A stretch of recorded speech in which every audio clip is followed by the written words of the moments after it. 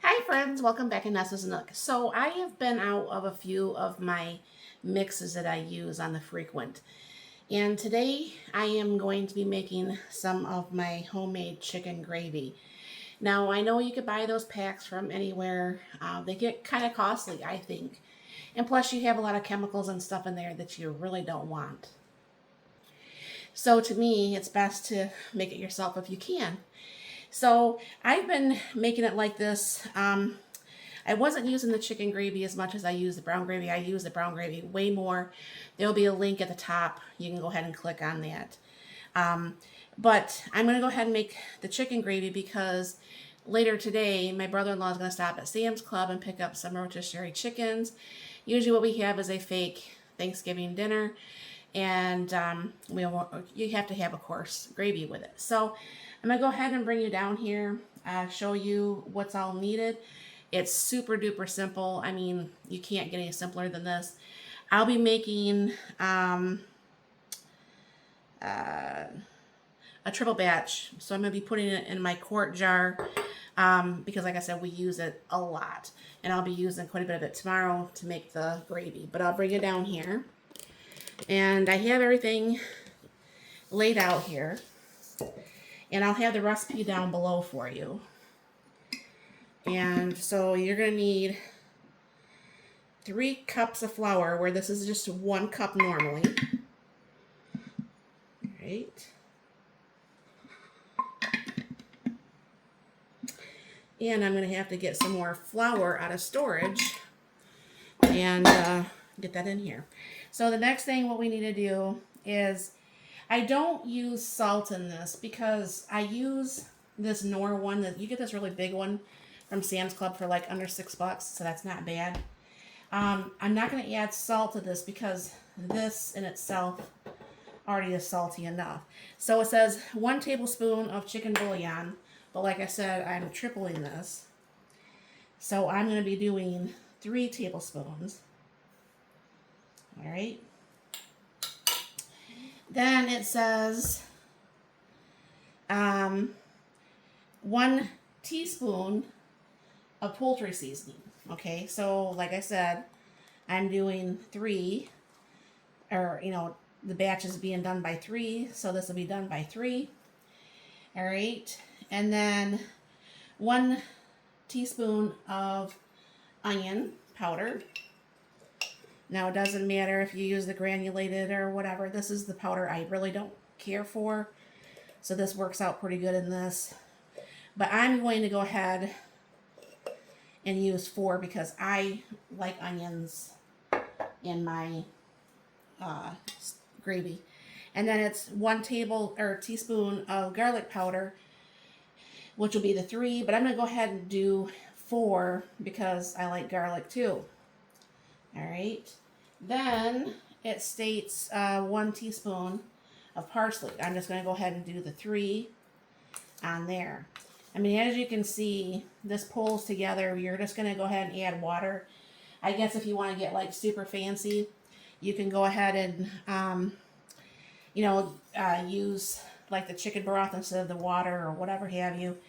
I put this in a quart container, and I always shake it up before I use it. I don't know why. I mean, it's not already shook up once we stir this up a little bit, but to me, I think it's just easier to do it this way. But when you look in the bowl, it doesn't look like all that's going to fit in the quart, does it? So I'm going to make sure I stir this really, really well, because I want all this to go equally if I have to put this in a different container for tomorrow's dinner. And then what's going to happen is you're going to use 2 tablespoons of this mix to 1 cup of water. Or like if you wanted to get, like I said, if you wanted to get fancy, you could actually use like broth or whatever have you. Alright. See how much of a mess I cannot make here. So I'm going to go ahead and put that on here and try not to block the camera too much. We'll see what I can do without making too much of a mess, because usually on this I usually make quite a big mess. Well, that might all fit in there.